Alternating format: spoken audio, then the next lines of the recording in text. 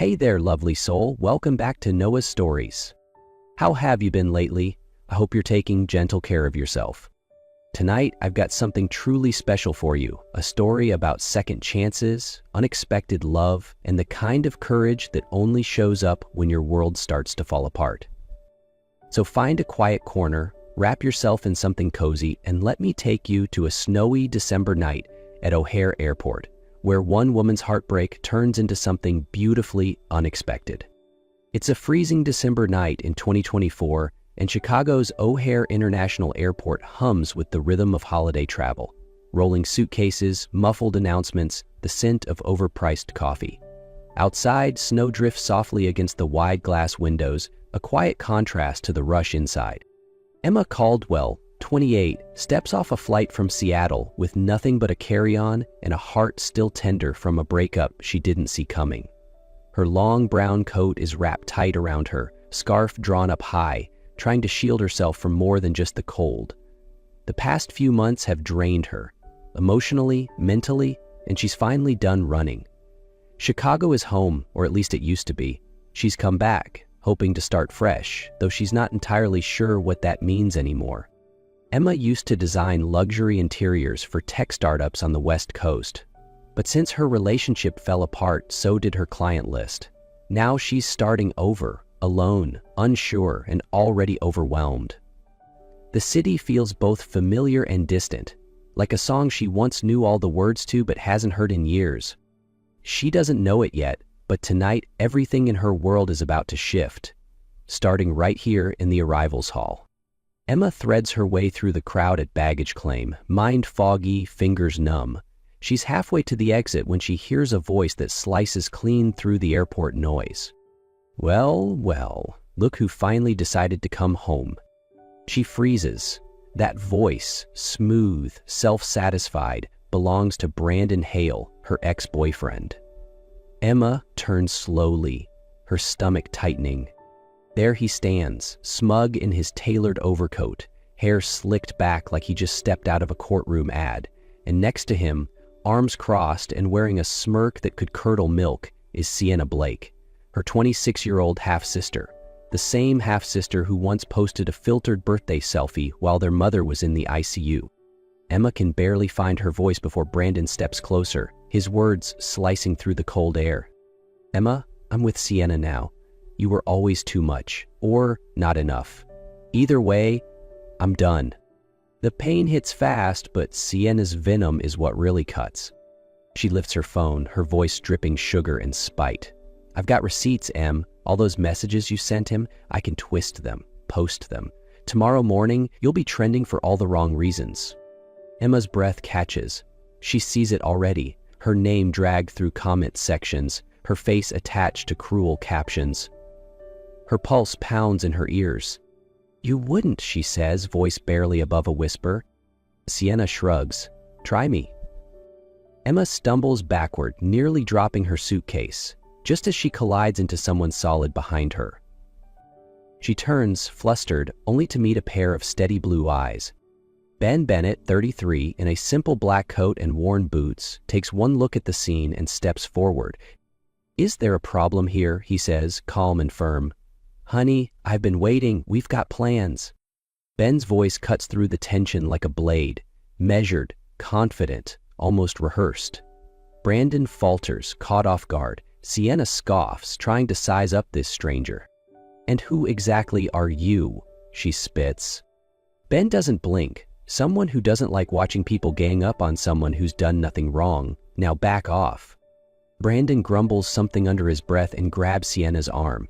Her heels echo sharply on the tile floor as they storm off, the threat still lingering in the air.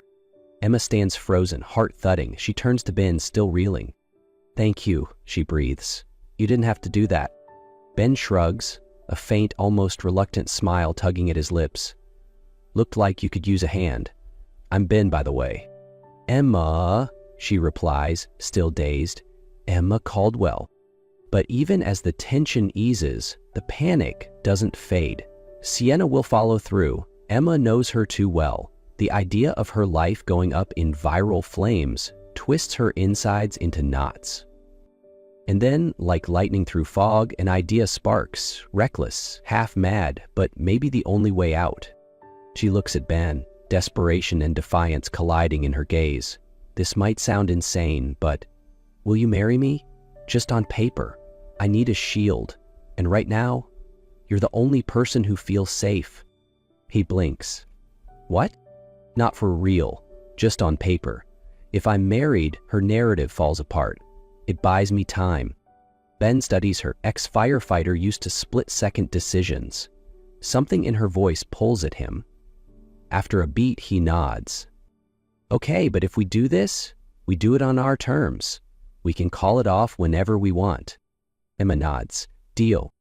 The cab ride to the city clerk's office is a blur. Twinkling Christmas lights outside, fluorescent buzz inside. Paperwork slides across the counter. Names are signed. A tired clerk stamps the certificate without looking up. Congratulations, she mutters. Emma stares at the paper in her hands. Her name now legally tied to Ben Bennett, a man she met less than an hour ago. They step out into the icy night, the marriage certificate tucked in her purse like a ticking time bomb. What now? She asks. Ben shrugs, that faint smile again. We figure it out. They do, sort of. Emma's small walk-up in Wicker Park becomes Ben's temporary home. He arrives with a duffel bag and a quiet presence that somehow doesn't feel intrusive. The first few days are awkward. She works at her kitchen table, designing layouts for boutique cafes and startup offices, while he claims to be job hunting on his phone. In truth, Ben is juggling a secret life. CEO of Bennett Developments, a real estate empire he's quietly stepped away from. To Emma, he's just a retired firefighter figuring out his next move. But even in the silence, they settle into a rhythm. He fixes the leaky faucet without being asked, buys groceries, cooks dinner.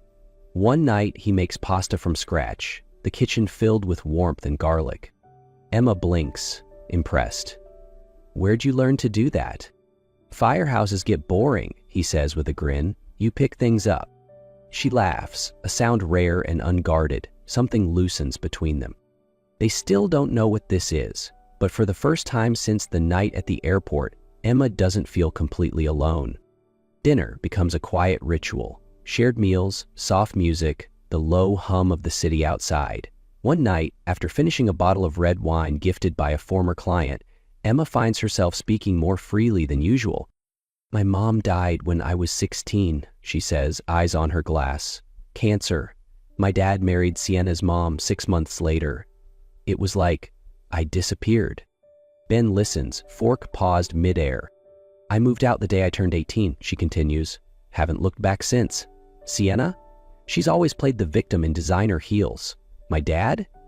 I think he just wanted to forget my mom existed. Ben's gaze softens.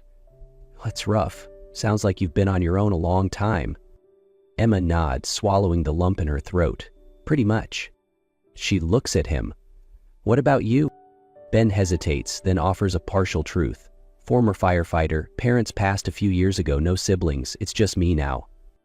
It's enough for now. Emma doesn't push. There's something in his eyes that says the rest of his story is locked away, not ready to be told. Later, they sit on the couch, the TV murmuring in the background. Their hands brush, neither moves. Emma breaks the silence.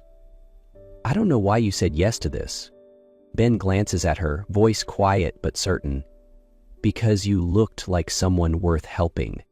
For the first time in a long while, Emma believes that maybe she is. Just when things begin to feel almost normal, the past comes clawing back.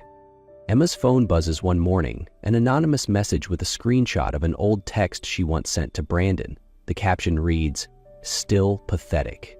Still obsessed." Below it, the sender is clear, Sienna. Emma's hands tremble as she shows the screen to Ben. She's starting again, she whispers.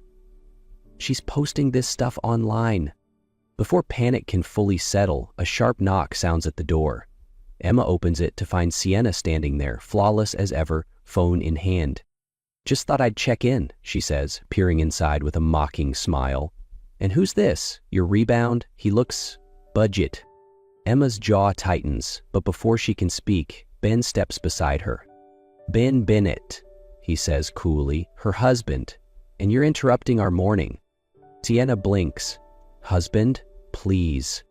Without missing a beat, Ben pulls a small box from his coat pocket. A silver bracelet, sleek and elegant. "Here, Emma," he says, handing it to her. "Thought you'd like it." She slips it on, stunned. "Believe it now?"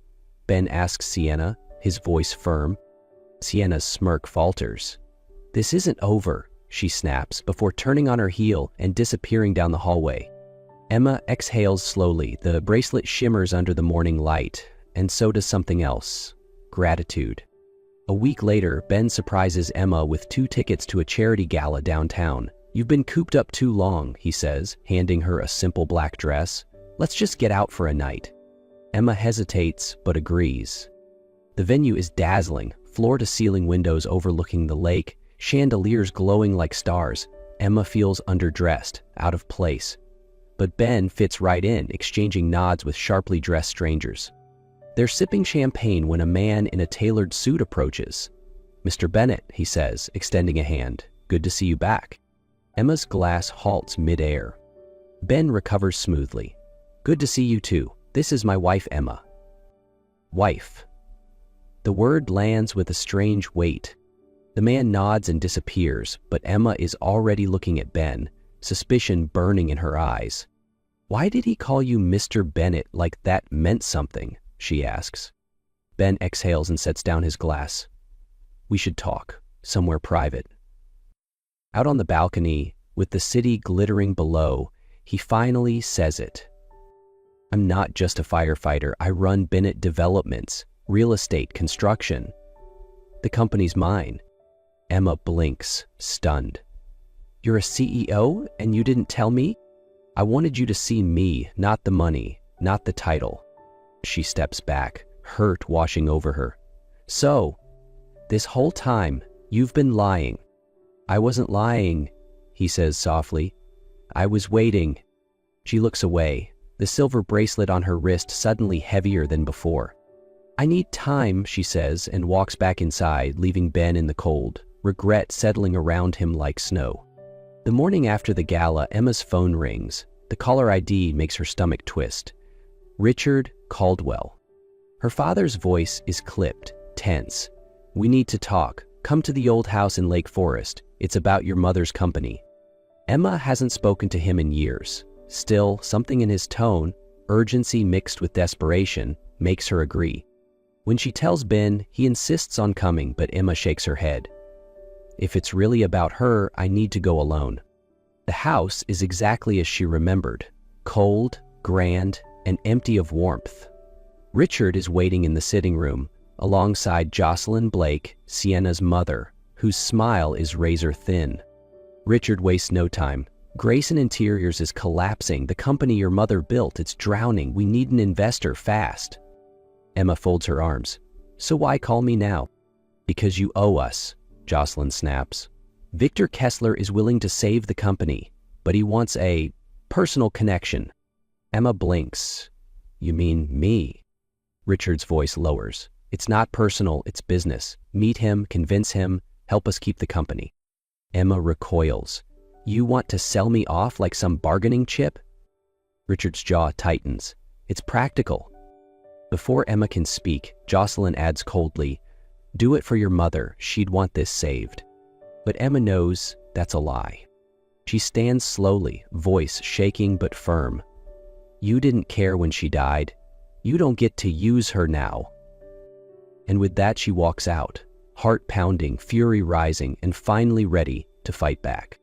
Emma slams the door behind her as she steps out into the cold. Her breath fogs the air, but the fire in her chest burns hotter than any winter wind. She dials Ben as she walks to her car. "You were right. They don't want help, they want control. They'd rather sell me than lose their grip." "I'm on my way," Ben says, already grabbing his coat. Back at the apartment, Emma rifles through a box of old documents. Tucked between yellowed sketchbooks and photo albums, she finds what she's looking for. Her mother's will, the original copy. Her heart pounds as she reads the words aloud. 50% of Grayson Interiors and full rights to the Lake Forest house, bequeathed to Emma Caldwell. Ben arrives just as she finishes. They took it all, she says, and they lied. Ben doesn't hesitate. Then we take it back. He pulls out his phone and calls Danielle Brooks, a sharp, no-nonsense attorney he's worked with for years. I need everything they've touched looked into. Property, shares, the will. If it's stolen, I want it returned. Emma watches him, something shifting inside her. He's no longer just the stranger who stepped in at the airport. He's standing beside her, ready to go to war for her past. And this time, she won't be running. They sit together, the will spread across the table like a battle plan. The fear hasn't vanished, but now it's joined by something stronger. Resolve. Trouble doesn't wait long to respond. That evening, Emma's phone buzzes again, an anonymous number. When she picks up, a voice distorted through a voice changer hisses. Leave him or you both go down. The company, the baby, everything. Emma's blood runs cold. She hasn't told anyone she's pregnant. Not Eve Ben Eve. Her fingers tighten around the phone. Meanwhile, across the city, Carter Jennings, Ben's ambitious cousin and executive VP of Bennett Developments, meets secretly with Sienna. She's his weakness, Sienna says, lips curled into a satisfied smirk. And you want his seat? Carter nods. The board's already nervous. If we drop the right story at the right time? Together, they launch a smear campaign, digging into Emma's past, twisting truths into poison. By morning, headlines whisper, "Who is Emma Caldwell, gold digger or strategic wife?" The internet explodes. Emma stares at the screen in silence, the weight of their fake marriage suddenly crashing in for real. Emma wakes to the sound of her phone ringing. Her father again. "It's your grandmother. Eleanor's not well," he says, his voice laced with urgency. "She's asking for you. Come alone." Despite everything, Emma races north to Lake Forest, heart pounding. Eleanor Caldwell, her grandmother, is the only one who ever truly loved her. She won't ignore the call. At the old house, Richard meets her at the door, expression grave. "She's upstairs, but listen. Before you go up, there's something we need." Emma narrows her eyes. "If you sign over your shares, Grayson Interiors, the house, we can save it all," he says. "Do it for the family." Emma pushes past him, climbing the stairs 2 at a time. Eleanor lies in her chair, frail but alert, eyes shining when she sees Emma. "I knew you'd come," she whispers, voice weak. Richard bursts in, papers in hand. "Sign it now, please." "No," Eleanor croaks. "He's been pushing me for weeks. It's killing me." Emma's fury ignites. "You're stressing her out for money?" Eleanor clutches her hand. A soft breath leaves her lips. Then nothing. Emma stares in horror. "No, no." "Grandma." She calls 911, but it's too late. Outside the house, snow begins to fall again, covering everything in silence. Emma doesn't cry until she's back in the car. Eleanor is gone, and with her, the last piece of safety Emma ever knew. Her phone rings. Danielle, the attorney. "Emma, I just got word. Carter's called an emergency board meeting. He's trying to take control of Bennett Developments while Ben's absent." Emma's breath catches. She still hasn't heard from Ben. She tries calling, no answer. An hour later, Owen Graves, Ben's assistant, calls. His voice is tight. "Ben's been in an accident. Hit and run. He's in surgery. It looks bad." The world tilts. Emma doesn't scream. She doesn't fall apart. Instead, she packs her mother's will, throws on a black coat, and heads straight for Bennett Developments. The boardroom falls silent as she enters. "I'm Emma Caldwell," she says, voice clear, "legal wife of Ben Bennett and co-heir to Grayson Interiors, now worth millions." Carter rises, smug. "You don't belong here." She slams the will on the table. "This says otherwise, and until Ben wakes up, I speak for him." The room shifts. Doubt creeps into Carter's expression. Owen steps forward, placing a folder in front of her. "Mr. Bennett left clear instructions. You're his proxy." Emma takes a slow breath, her voice calm but fierce. "I'm not leaving, and I'm not afraid of any of you anymore." And no one dares tell her otherwise. Ben wakes 3 days later, his eyes fluttering open under the sterile glow of the hospital room.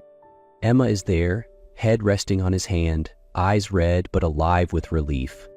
"You came back," she whispers, barely able to speak through the tears. He manages a faint smile. "You held the line, didn't you?" She nods, her voice trembling. "I had to. For you. For us." Ben squeezes her hand weakly. "I know everything now. Owen filled me in. Carter, Sienna, your father." They crossed lines. With Ben conscious, the wheels of justice turn fast. His legal team moves like thunder, exposing Carter's attempt to sabotage the company and tie him to the smear campaign. Sienna's messages are traced. Richard's abuse of power over Eleanor's estate is brought to court. Emma stands beside Ben at every press briefing, every board meeting. Her quiet strength silences doubters. Then one evening, as snow falls gently against the hospital window, Emma takes Ben's hand and places it over her stomach. "I was going to wait, but you deserve to know now." Ben blinks, stunned. "We're having a baby." Silence. Then joy breaks through the pain on his face. His voice is hoarse but sure. "We're gonna be okay, all three of us." Spring arrives quietly in Chicago. Snow melts into sidewalks. The trees along the lake bloom again.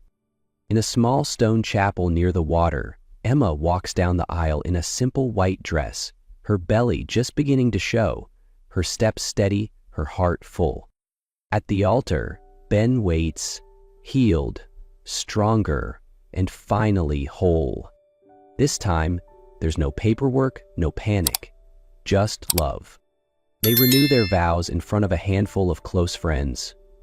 Owen smiles from the pews. Danielle stands beside him, hands folded with quiet pride. There's no grand spectacle, just two people choosing each other for real. "You may kiss the bride," the priest says with a warm grin. Ben leans forward, pressing his forehead to Emma's before kissing her softly. The chapel fills with quiet applause. Later, in their new apartment overlooking the lake, they paint a nursery together. Soft yellow walls, hand-built furniture, a small rocking chair by the window. Emma frames a photo of Eleanor and places it on the shelf. "She would have loved this," she says. Ben wraps an arm around her, fingers resting gently on her growing bump. "We made it," she whispers, her hand resting over his. He leans in, pressing a kiss to her temple. "And this is the life we fought for." The past may have broken them, but love, real, unshakable, put them back together again.